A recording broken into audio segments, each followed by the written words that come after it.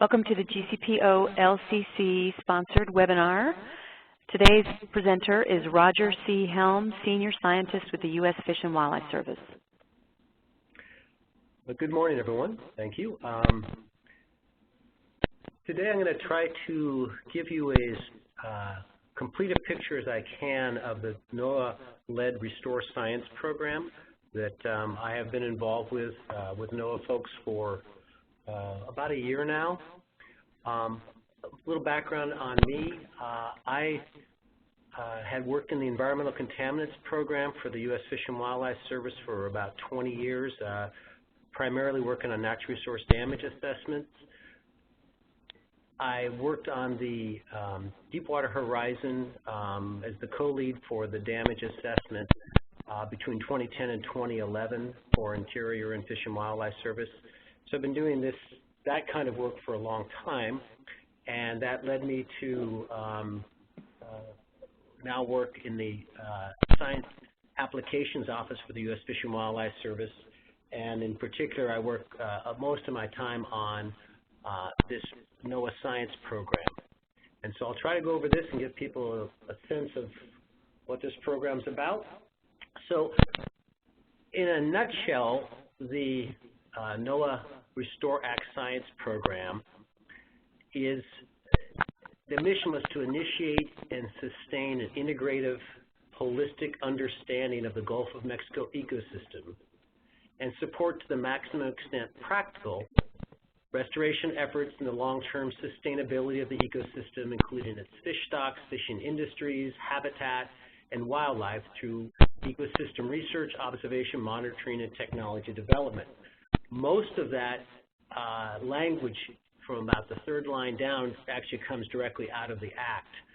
It was our intention when we set up the program to do this in a sustaining, integrative, holistic way. So that's been our intention. The program's is assigned under the Act to NOAA. All of their line officers, all of their line offices are involved. They have 7 of them. And staff and managers, there's about 30 to 40 folks that work on this for NOAA. Only a few that are full-time, most of them are part-time. And then I represent the Fish and Wildlife Service and work with them on this. The program, from the very beginning, has been actively engaged with stakeholders to raise awareness of the program and solicit input. The science needs of the stakeholders, which of course will include the feds and the states and NGOs and LCC partners, and really pretty much anybody that's associated with the Gulf we consider stakeholders that has interest or is associated with the Gulf.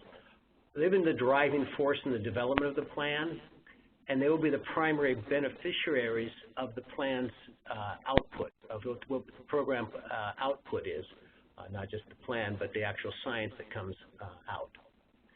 The science plan builds on basically prior science and research needs identified in the Gulf region. We didn't do this out of whole cloth. We did a tremendous amount of research of what had been written, what people thought, different groups had thought was the most important science priorities, and so we did that and used that to develop the science plan. And as the plan gets implemented and science projects get funded, we're going to continue to coordinate with everybody in the Gulf. You know, coordination is really huge here. So the Gulf science programs related both to the Deepwater Horizon spill and the tremendous number of other programs that are going on already in the Gulf and restoration. So if you want to know more, there's the website right there. And so thanks for dialing in. I hope you got enough out of this, and I'll take any questions. Just kidding. So now what we really will try to cover today is we'll go over the legislation and the requirements of the program, why it was started, and what are the sideboards of the implementation. We'll spend some time talking about funding. The NOAA Restore Act Science Program only gets a small amount of the tremendous amount of funding that's going to be, is already and will be going into the Gulf. And And because it's an undetermined amount, awaiting whatever happens with BP, we're sort of in an iterative process. We'll talk about coordination and engagement. There's, as I mentioned, there's really lots to build upon and to build with. So that's really how this thing came together. Then we'll get into the guts of it. What is in the science plan? How we developed our priority process, research priorities, both, and then what they actually are.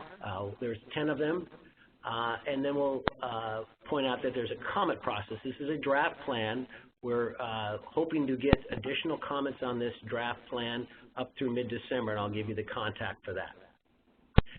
Then we'll talk a little about the initial federal funding opportunities. So the program has about $20 million total, and we're going to put out about $1.5 million in 2015 to jumpstart some of the work.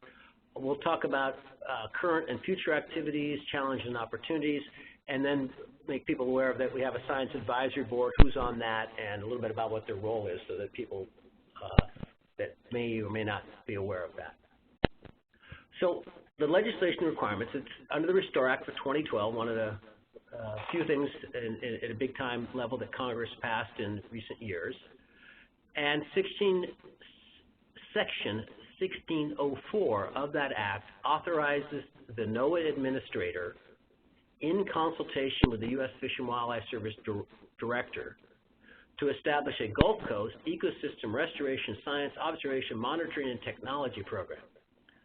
That big mouthful, we've just basically, we basically just said we'll call it the NOAA Restore Act Science Program. So the administrator and the director are directed to consult with the Gulf States Marine Fisheries Commission and the Gulf of Mexico Fishery Management Council, and they're directed to give priority to integrated long-term projects that address management needs. The fund is also very, the legislation is also very clear that the funds may not be used for any existing or planned research led by NOAA. Implementation or initiation of new NOAA regulations, so no new regulations can come out of this, and development of or approval of a fisheries catch share program. So these are the things that the Congress was very clear that they wanted this NOAA to lead this program in a science area, but they did not want it to supplement in any way NOAA's budget or provide NOAA an opportunity to pass new regulations.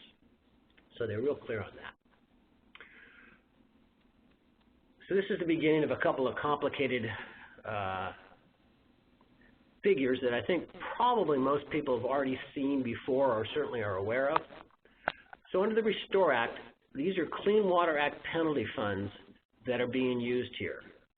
Normally, under the Clean Water Act, penalties are assessed to a spiller on the basis of the amount of, the number of barrels of product, in this case oil, that are released. So it's a strict penalty liability statute based on the barrels released.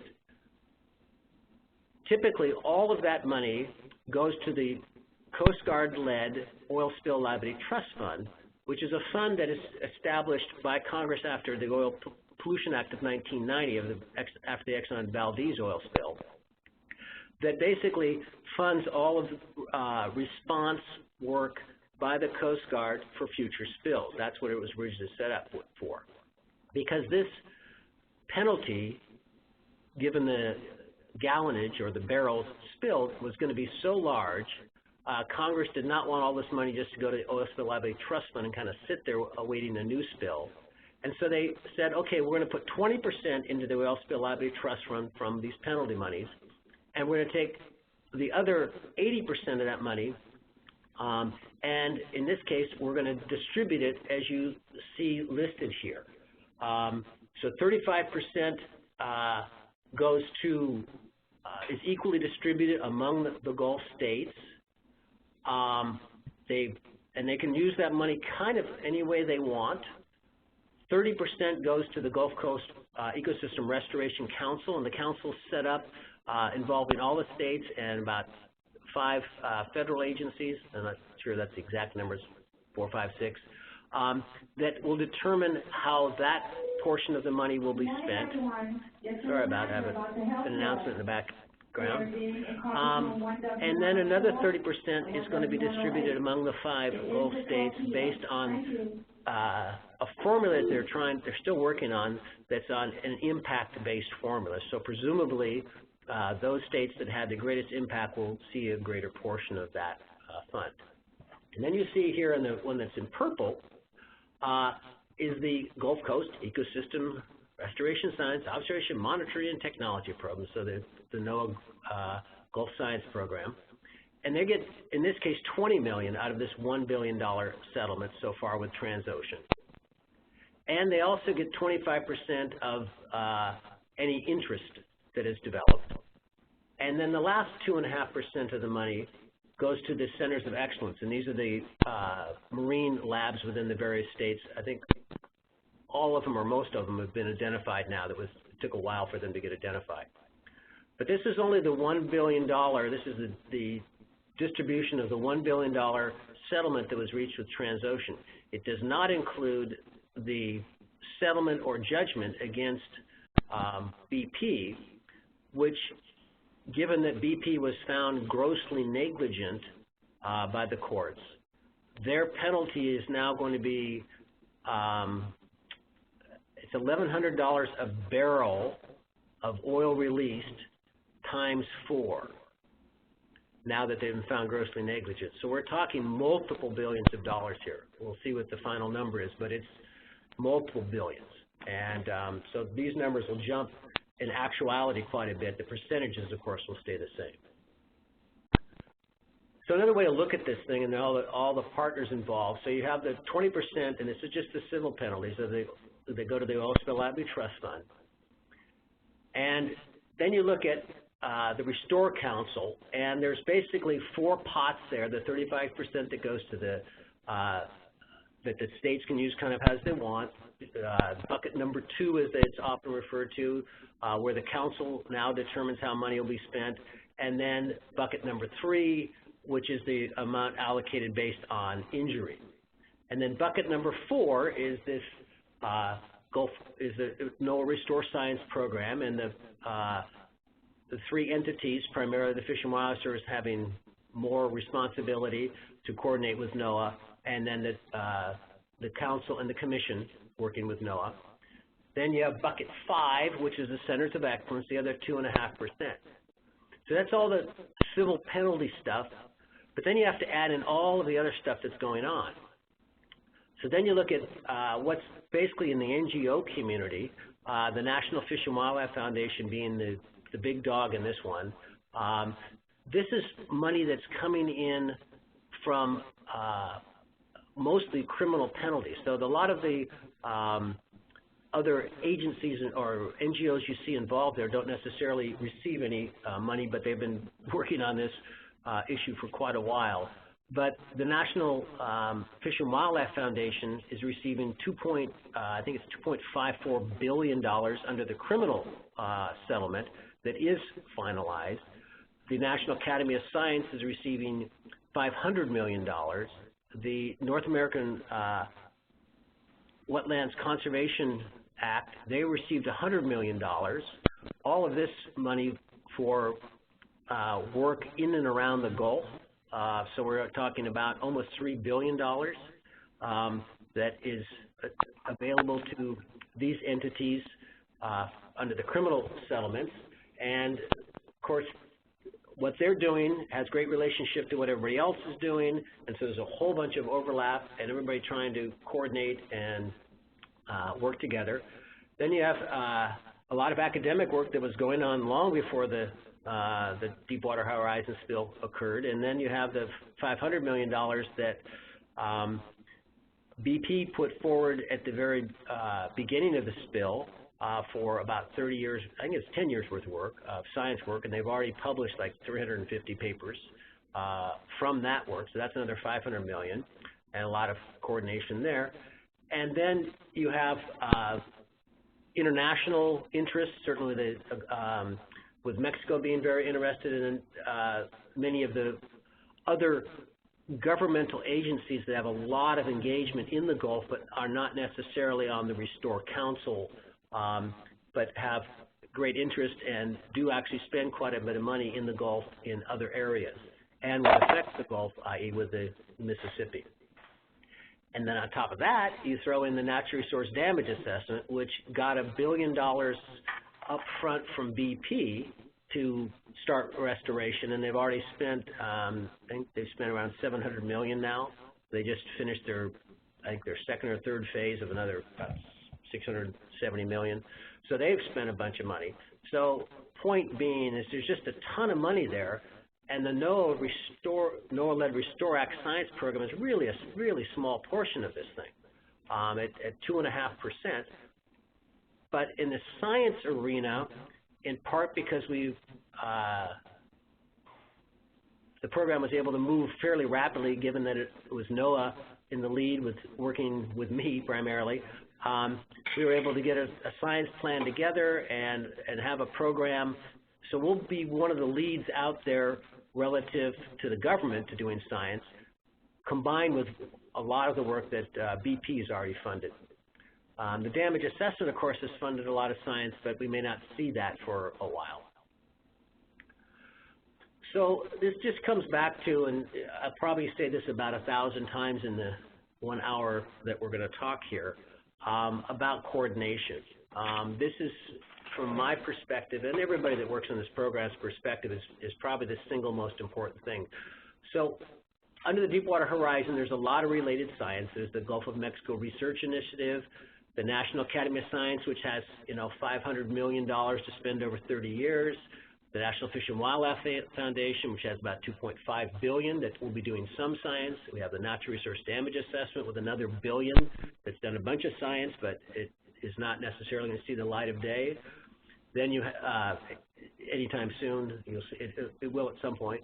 But then you have the Centers of Excellence, which are just getting started now, which have been doing science long before the Deepwater Horizon, and now they'll get a bump up in terms of money to increase theirs. And then there's the Science and Monitoring funding by the states and the Gulf Coast Ecosystem Restoration Council. So the council will also fund some science, and that's bucket number 2, I think it is, the 30%.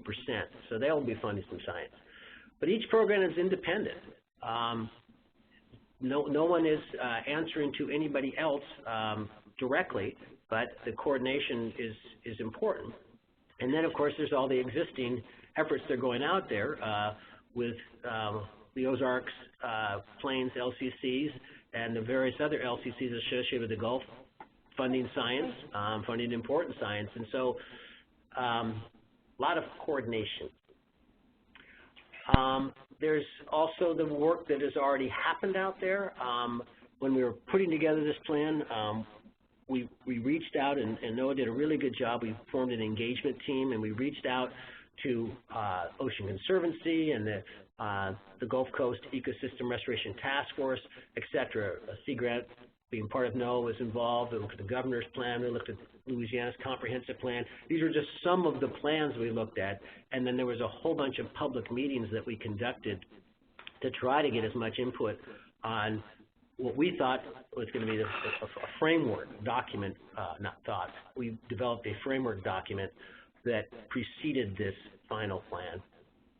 And so just an example of all the people, all the things. So that's all the background in terms of what led us up to developing this science plan. So the science plan lays out the path forward for the program. It discusses our long-term priorities and the process by which we got to those priorities, and it talks about the sequencing of activities, and it describes how the program will be implemented and the partners with which we will leverage future opportunities. So the plan has talks about management, our approach to coordination. You can read these things, the eligibility for funding opportunities. I have a little section on scientific integrity. I was just appointed the new Scientific Integrity Officer of the Fish and Wildlife Service, which is kind of weird, but that's an aside. And then how we're going to do data and information sharing. And then program, we're going to talk in the plan, or we do talk in the plan, how the priorities are structured, and this is what I'll go over here in a few moments here.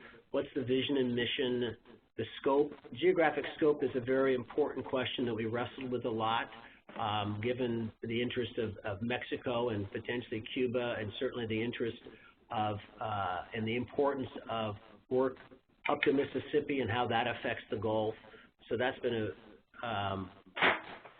an effort in there to try to figure that out and put that in there. Our approach to engagement and the rationale that we established the priorities, and then the 10 long-term priorities that we've established. So for the priority process, as I said, we reviewed a whole bunch of things. We talked to stakeholders. We consolidated what we were able to glean from other documents in terms of the priorities we found in other documents. We focused this primarily around management needs. Both the Fish and Wildlife Service and NOAA are management agencies, and we felt it was very important that the science had relevance. It's certainly something that Congress has been pushing on, that science for the sake of science is not something that they are so interested in funding right now, or certainly not as interested in funding management agencies and doing that kind of work. And so we really spent a lot of time trying to link our science priorities with management objectives to deal with the so what question as best we could. And then we identified the key activities and the anticipated outputs and outcomes, which we'll discuss a tiny bit here. So these are not in priority order. There are 10 priorities that at this point in time all have equal values. That's why I've just put 5 of 10. In the next slide, you'll see 5 more of 10. So these are not in any order, and that's why we just bulleted them. So the 10 priorities are increase comprehensive understanding of Gulf ecosystem services, resilience and vulnerabilities of coupled social and ecological systems. So what you're going to see in these 10 priorities, I've underlined what I think are sort of the meaty portions of each one. So it's about resilience and vulnerabilities of coupled social and ecological systems. That's our primary focus here. And for each priority, we would identify a management need. For instance, a management need for this first one might be knowledge of the ecosystem services provided in the Gulf of Mexico and how they are linked to resilience and vulnerability in communities and nature. So managers want to know how ecosystem services are provided and then how they link together and have their relationship to resiliency and vulnerability in both human communities, environmental, ecological communities, and just sort of nature generally. So that would be an example of a management need. An outcome for this might be, outcome for this particular one. So each one would have an outcome, each one would have an output, and each one has key activities. And all of this is within that document, so that the point being is that we tried to step down why a priority was listed, where it came from, what's the sort of the genesis of the idea, why management would care about that priority, what would be an outcome of that research, and then in sort of a backdrop way, what might be an output. So outputs tend to be reports, and outcomes tend to be actual management actions. And then we discussed what we thought would be key activities that would lead to those outputs and then ultimately outcomes. So I'm not going to walk through that with everybody for each one of these, for each one of these 10 points, because we'd be here for a long time, but I want everybody to be aware that they exist in the plan, and we're hoping to get comments on this plan with a specific look at, okay, in terms of outcomes, I think those are probably to me, after the priority itself, the single most important thing. Because if we're not going to get, management valued information from these priorities, then I think we need to, and any one particular one, we need to adjust it. And when we're funding these proposals, we need to be real clear with the folks seeking money that is, our bottom line of the value of this work and why we want it done. So then the second priority listed here is construct management-ready and accessible ecosystem models for the Gulf of Mexico. This is Baxter, so it's really, ecosystem modeling that managers can use. Improve forecasting, analysis, and modeling of climate change and weather effects on the sustainability and resilience of Gulf ecosystems. So this is something the Weather Service and NOAA is, of course, very interested in seeing research on, and its relationship to climate change has huge impacts on, potentially impacts on a lot of the Gulf work and how climate change evolves, particularly in terms of restoration. We have increased comprehensive understanding of watershed, sediment, and nutrient flows and the impacts on coastal ecology and habitats. This one leads back more towards the kind of work that the Mississippi inflows would have significant impact on. So this reaches up away from the Gulf, potentially, in terms of how this information would be valuable to managers. Let's see. With this information as a management need, for example, knowledge to underpin holistic ecosystem approaches to the management of freshwater flows, nutrients, and suspended sediments. As I think many people on the call are aware of, we have the dead zone, of course, and then we have the freshwater inflows and how freshwater affects some coastal species that are of economic importance, and certainly how the sediment flow affects the development or the loss of the delta. So there's as I'm sure everybody's aware, it's a very complicated system, and pulling on one lever has consequences for other levers. And so that's why comprehensive understanding is really important in this case, and I think it's going to be it's an ongoing huge challenge. Increase comprehensive understanding of coastal and living marine resources, food web dynamics, habitat utilization, protected areas, and carbon flow. For instance, as a managers really will do a better job of managing natural resources if we understand both food web dynamics, but how larva movements occur and the ecological interactions within and among species and habitats. So what's the importance of coastal areas, and what particular coastal areas are important to which fish species, which invertebrate species? How do those interact with secondary level predators, tertiary level predators, how that all affects fishing in the Gulf, both recreational and commercial fishing. So again, the system's very intertwined, and a better understanding of food web dynamics and larval movement will be crucial to effective management in the future of the Gulf. The next 5 of the total of 10, analyze new and existing social and environmental data to develop long-term trend and variability information on the status and health of ecosystems, including humans. So there's a lot of data that's out there. A lot of it has been analyzed. A lot of it hasn't been analyzed.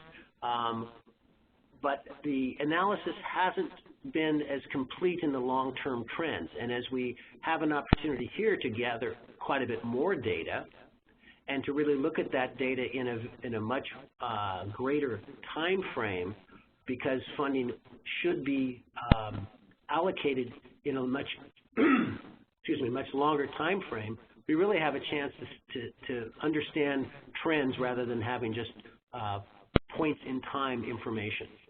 So I think that's what this is really focused on, and it's coupling human and environmental systems.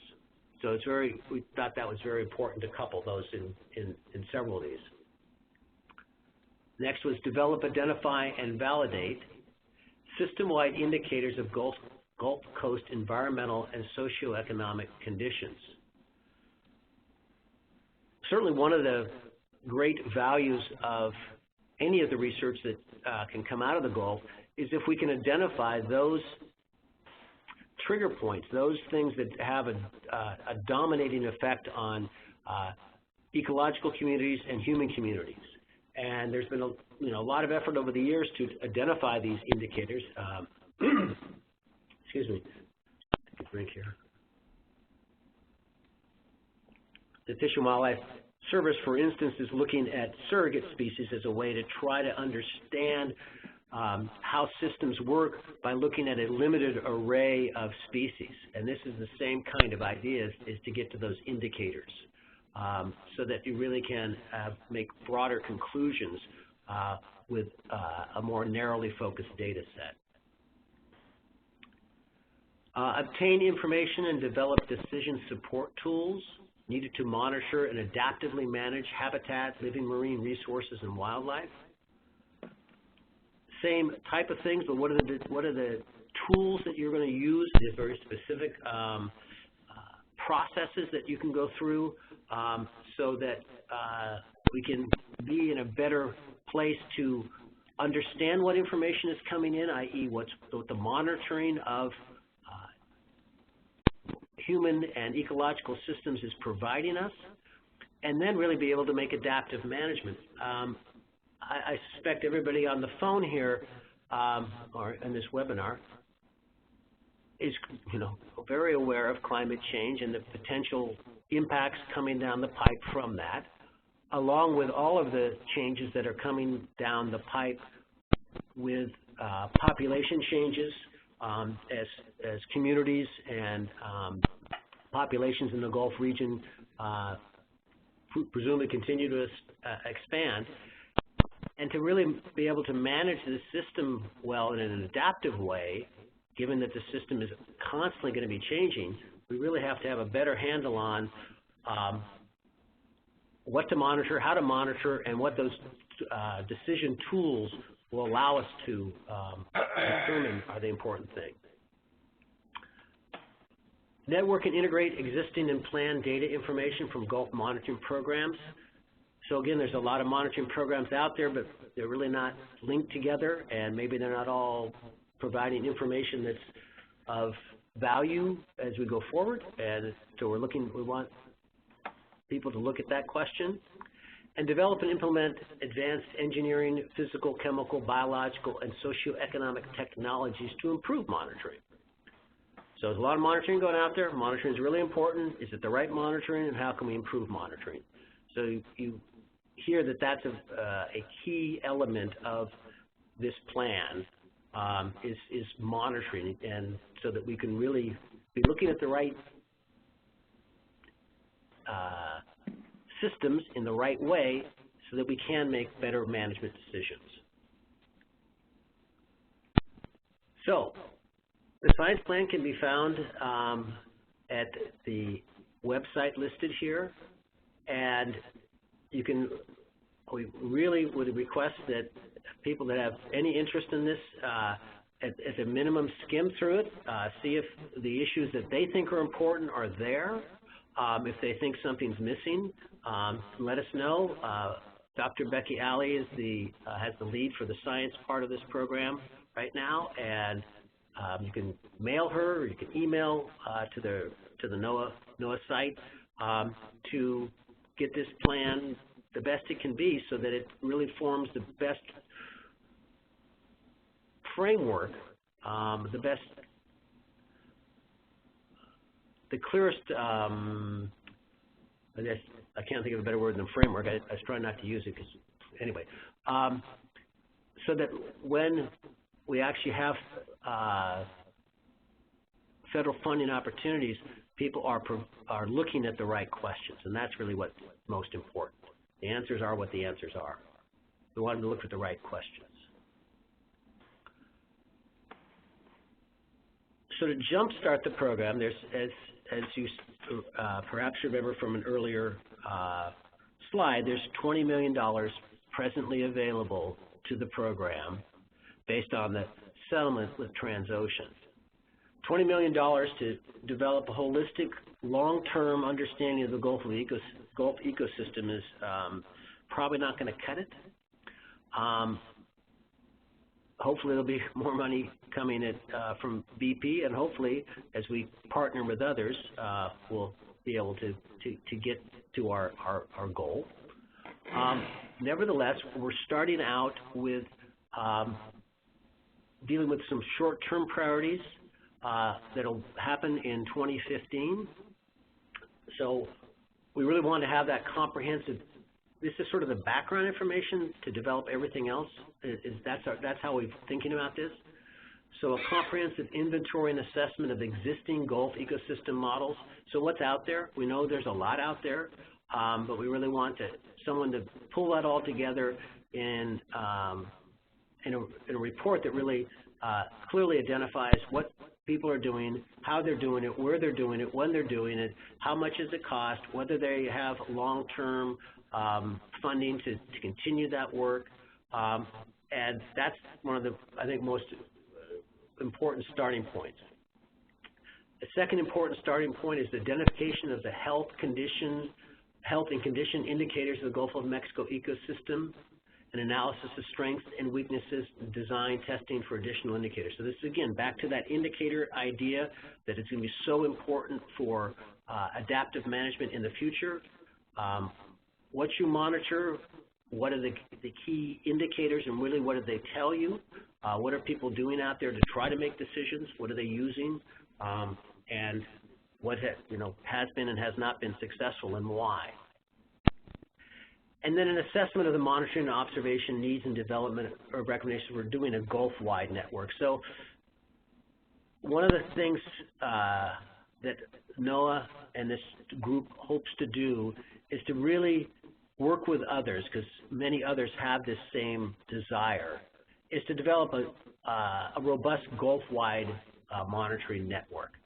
And so this is, what's out there, what is being used, and what is really a recommendation going forward. So it's kind of going to be tiered off of what we already know. To further refine these, because these all this stuff can be pretty broad, we've tried to refine it a little bit by saying, we're really interested in ecosystem, living marine resources management. So not really coupling to the human systems so much in this first effort. Obviously very interested in climate change and extreme weather impacts, but really more on the sustainability of restoration. We are not doing restoration as a primary focus. As I'll point out later, we are not a science arm of the Restore Council. We're an independent group right now, but we have great interest in how the restoration efforts ongoing out there can be sustained given either extreme weather events or sea level rise or other potential climate change associated issues. And then we're looking at more of the integration of the social, behavioral, economic sciences. So there's an ecological component, extreme weather component, and the integration of more of a human use component. So this is only a $1.5 million that's going to be made available. The projects need to be completed in 1 to 2 years, because they're really going to be kind of the basis upon which future funding would be directed.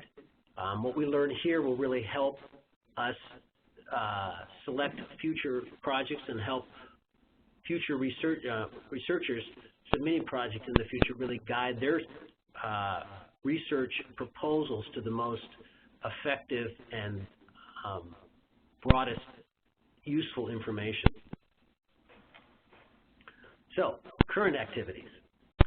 I note that I put in some time frames in here that aren't exact, so just be aware that if there's a question mark, there's a fair amount of uncertainty around that. If there's no question mark, we're probably pretty close to we're meeting these things.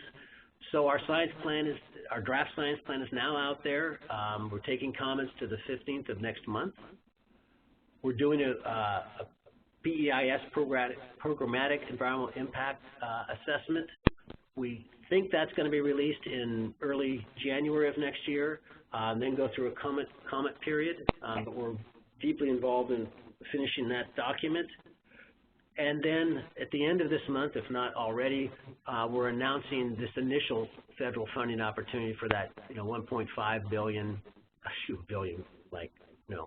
me, 1.5 million to start some of this, jumpstart some of this work. In the future, we'll finalize a science plan that'll guide the program for, the next 5 to 8 years, perhaps. We assume that as we learn more, we'll probably change the priorities, and that this will be sort of a living effort. Whether the document changes that much remains to be seen. It may just come out as what the federal funding opportunities, how they're guided.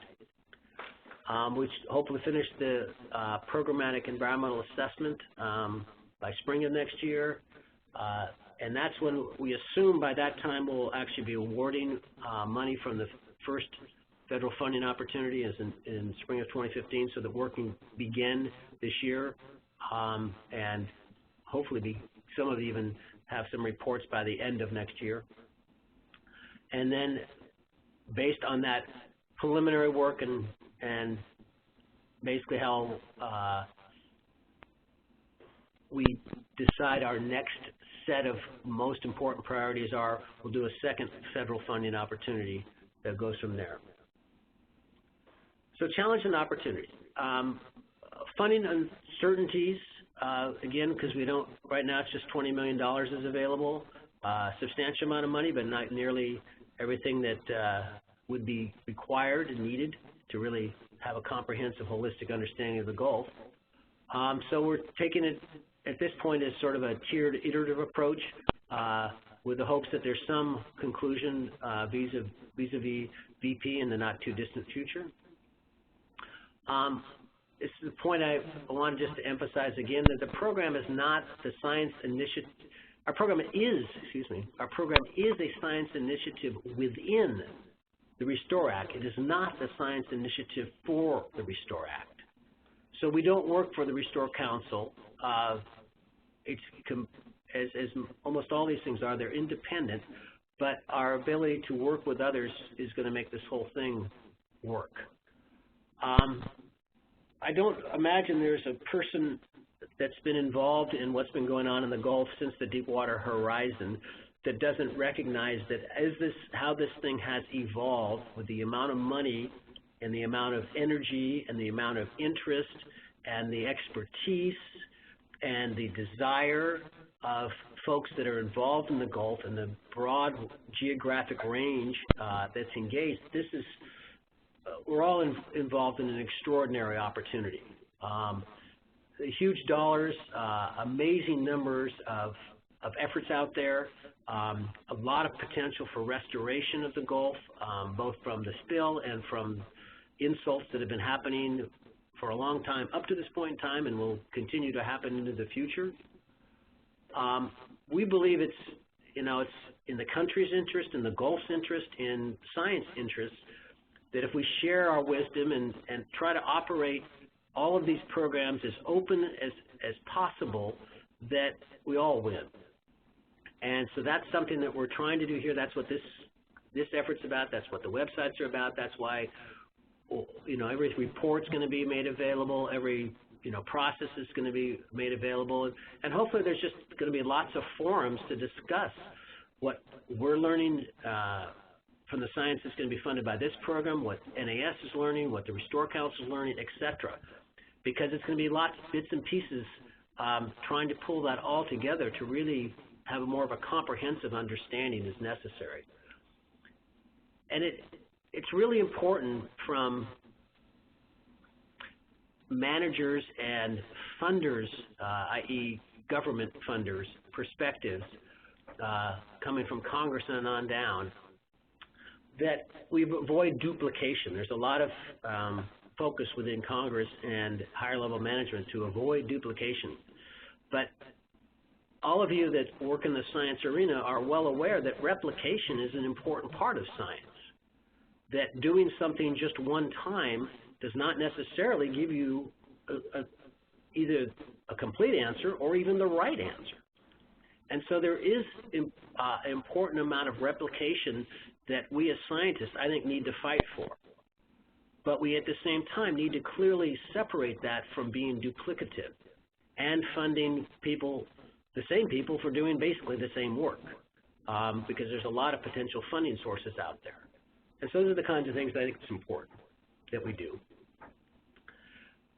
But coordination is just going to be critical and just continuous. I mean, that's just the bottom line. Shouldn't have gone quite past that, because I should just, you know, if we don't coordinate real well, and we don't do it continuously, as people move on to different jobs in different ways, this is going to be a really huge missed opportunity. So that's something that I think that we're taking very seriously in how we're trying to do this plan and how we're trying to implement it, and we hope others do the same. I'm not going to go through these next two slides really. I just want people to be aware of that. NOAA has funded a science program advisory working group that's providing independent information to because of FACA, or Federal Advisory Committee Act restrictions. They don't provide it directly to us. They provide it to NOAA's Science Advisory Board that provides that information to us, so that we avoid conflict of interest issues. We avoid FACA issues that are designed to prevent people having inside information on things that they shouldn't have inside information. At the same time, there's a lot of information and a lot of expertise that we need, and so NOAA funds this group to come together, and these are the subject matter experts. And this is going to be made available, but it just kind of shows you the breadth of people that have been involved in developing this plan to begin with, and that will be involved in helping us evaluate the science going forward and helping us structure and focus different portions of the science going forward. So it's a lot of high-level, bright people that we're directly interacting with, that will hopefully allow us to be, as they represent various different groups, both academia and NGOs and councils and commissions. They're the link to those folks. So hopefully we really get a really broad review and ability to really make the most out of this science and this opportunity that we have. So thank you for your time. A lot of information there. I really encourage you to go to the website to look at the plan, because it really talks a lot more about these outcomes and outputs and management objectives and needs that I think are really the guiding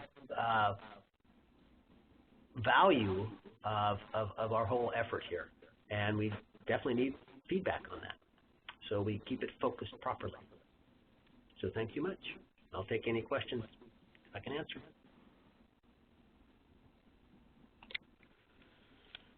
Hey, Roger, this is Cindy Williams. A lot of the focus on the Gulf has that transition line with fresh water. And I wondered how, is there anything in the plan that talks about how NOAA and the service will coordinate, and how far up anadromous fish species work, how far upstream anadromous fish work could be implemented through this program?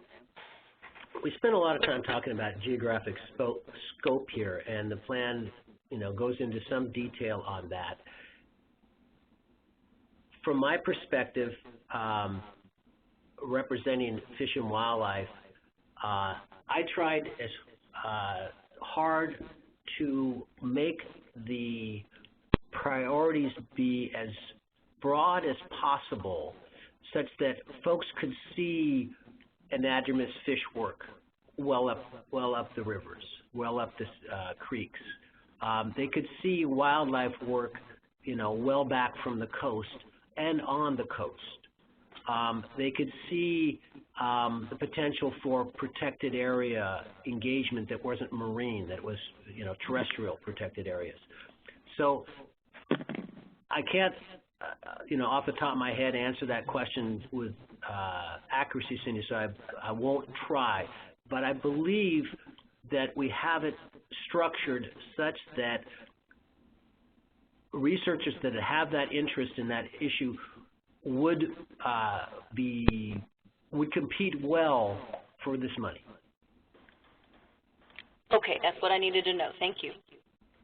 Mm-hmm.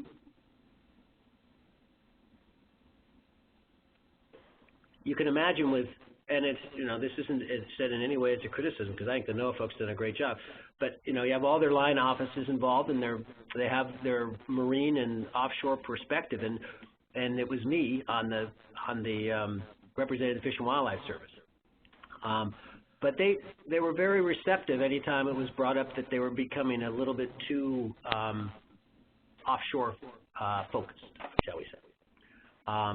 And so I really think that we together were able to set these priorities and set the language in a way that lots of important research can occur that isn't just focused offshore.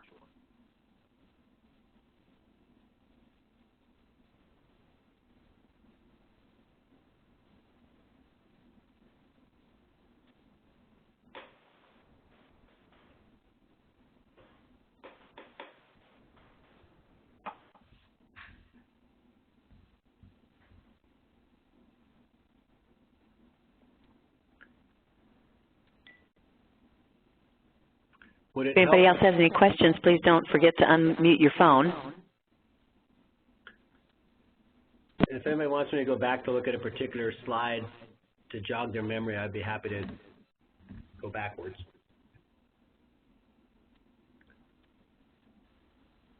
Roger, this is Eric Powers. I'm with Parsons in the state of Texas here. I was just wondering what kind of framework or plans do you have to communicate, new findings in science and models to project implementation teams in the Restore Act? I wasn't sure whether or not you covered that, and I know there's some issues with FACA and all that involving PIs and whatnot in the Restore group, but it seems to me that that's going to be a key component, key concern in communicating these things, not just the project managers and engineers and scientists, but actually having the folks that are actually doing the work, the subject matter experts directly involved in the restoration program and projects themselves.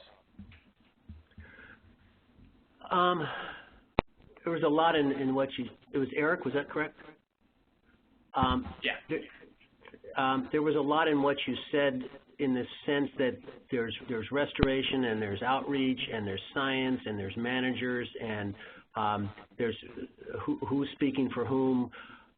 All I can say is that at least from my work with the NOAA folks and what we're trying to do in this science plan is that everything that we fund will be, the proposals will be available, the outcomes will be available, they'll be published, they'll be on websites.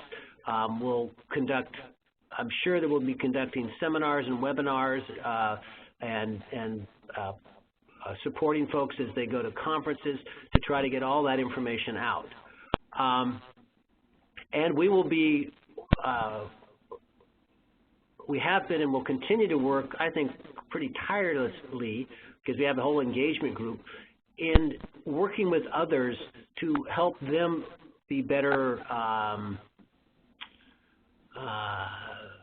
more focused on outreach, more focused on communication. For instance, the National Academy of Sciences has sort of punted a lot of that stuff and the work that they've initially done to NOAA. I think they're going to pick it up as it goes on, as they actually start to produce some stuff. But they've really, you know, look to NOAA to be an outreach source for them. You know, so far, I think everybody's really trying hard, and yet it's still really tough. It's really hard to communicate because the groups are very diverse and the geography is very widespread, and people like to get information in different ways, and so I think we all try, and I think we will try going forward. I know that this program, everything that I've been involved with to date suggests that they're fully committed to that. I know Fish and Wildlife Service is, and so all I can say is I know that people are going to work at it, but it's going to be, still going to be a challenge. And there's money in the proposal set aside, and that's one of the things we'll be talking about. That the people that are funded will be expected to be sharing their information.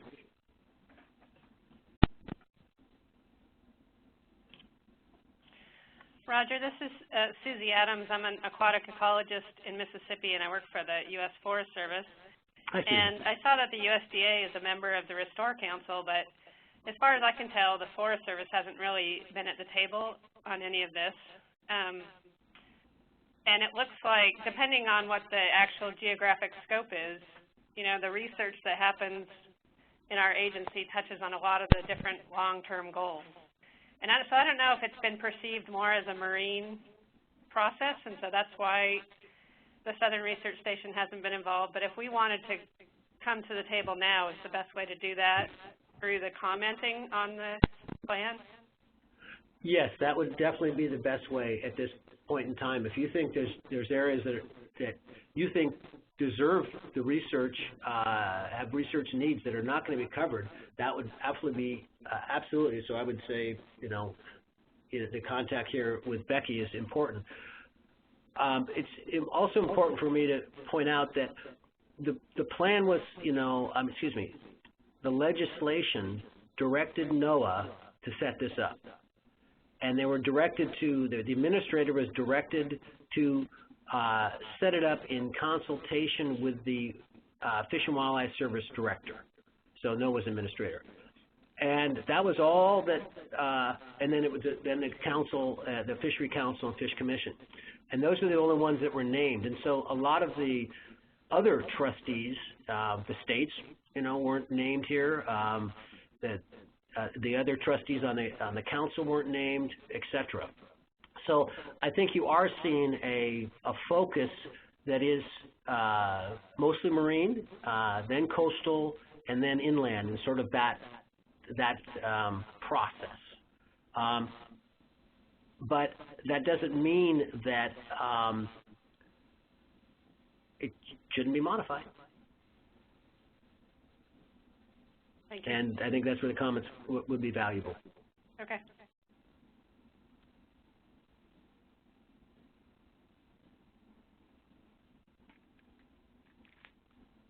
Roger, this is Dennis Ricky from Mississippi. Hi, Dennis. I got a question for you. You had a slide there that said something to the effect that this science plan is within the Restore Act, but it's not the science initiative of the Restore Act. Could you clarify that? Is there another science initiative going on under the Restore Act? No, there really isn't. So under the Restore Act, and so this is a particular slide, so our program is a science initiative within the Restore Act, not the science initiative for the Restore Act. And so what I'm going to go back, going the wrong way, I guess. Oh, yes, I am.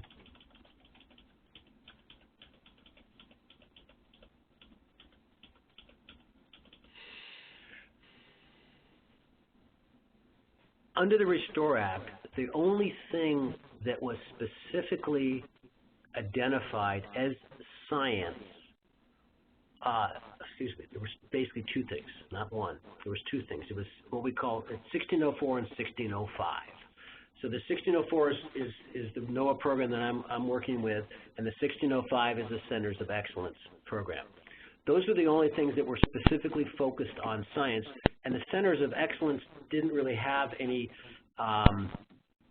particular mandate as the NOAA Restore program had in terms of what the sideboards were. They were just sort of going to be given money to do more science. So what we're trying to be real clear with folks is that we have a very small portion of the money, and we're going to be doing as holistic of a effort as we possibly can to understand the Gulf as we work with others to use the science that others are doing to draw robust conclusions. But we're trying to make it clear that we don't work for the Restore Council, and the vast majority of the money that the Restore Act put in the Gulf, we don't have access to, we don't have responsibility for, and we don't answer to those members of the Restore Council other than their potentially our individual agency bosses in terms of what we're doing. So that's what we're trying to do, because a lot of people were under the impression that we were a sort of a subset of the Restore Council, and that they were going to be kind of telling us what to do and where we should focus our science, and that it was going to be a bunch about restoration. We're going to do some stuff on restoration, but that's not our focus. So that's the distinction we're trying to make. Okay, that's very good. Thanks for clarifying. Mm-hmm. Thanks for the question.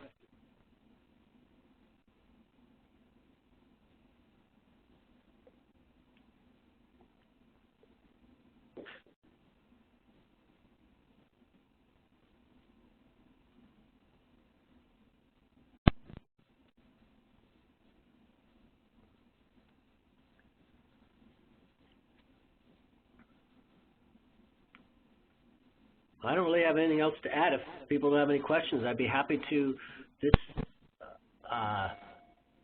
This is sort of a similar. I'll post this particular one. I think I can post this particular one on our website. The slides in general, I modified it somewhat from the original that I had, that NOAA had already put up on their website. Are available. So if people look at that, or if they look at the plan, which we hope you do and hope you comment on, if you have any questions,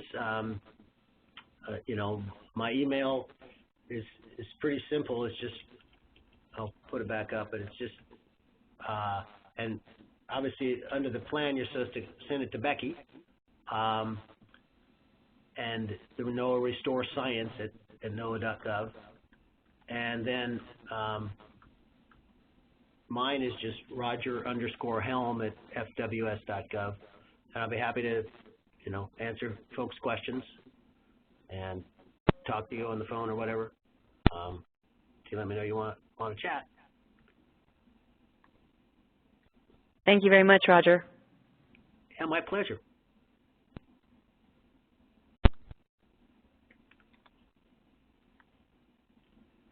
So you all have a good week.